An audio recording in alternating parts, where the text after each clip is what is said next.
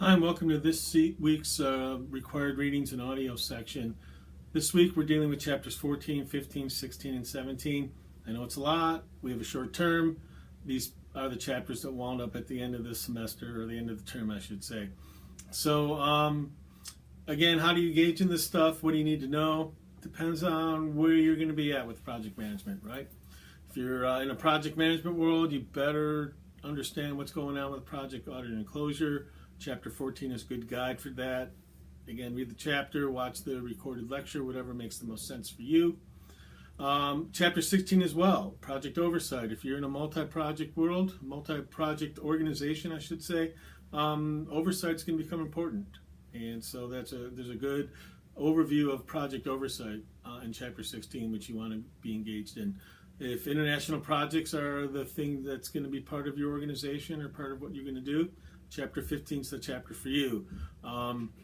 Gives you a good insight as to what it's going to take to manage through all the things you need to manage through on the international side of things, and does a good job defining the differences between things like global projects, international projects, and the like. And then Chapter 17 is sitting out there for those that are going to be in the non-conventional world of project management, the IT world, the software world. They're finding the conventional methods not quite happening for them for managing projects. So agile approaches have been developed, and so Chapter 17 may be a place for resources for you. I've posted some additional informational and entertaining videos in the additional resources section for both chapters 15 and chapter 17. So that's kind of what's going on this week. Full disclosure, I'm not testing you on any of this stuff, but it's information you should know. Information that maybe your organization expects you to know.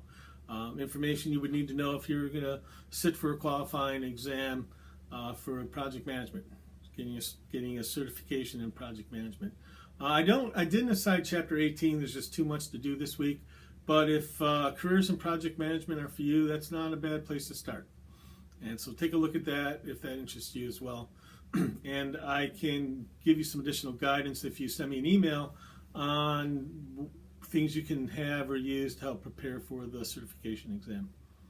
So a couple of things to wrap up this week.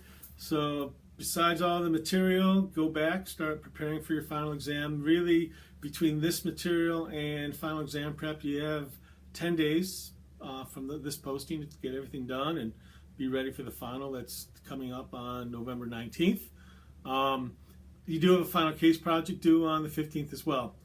I've gone ahead and created a series of example problems and practice problems for you to try that help you prepare for the skills you'll need to be successful on the final exam. So take a look at that as well.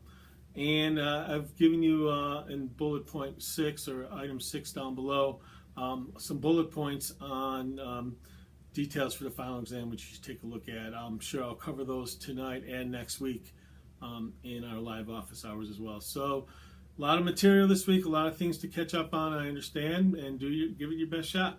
We'll see you soon. Bye.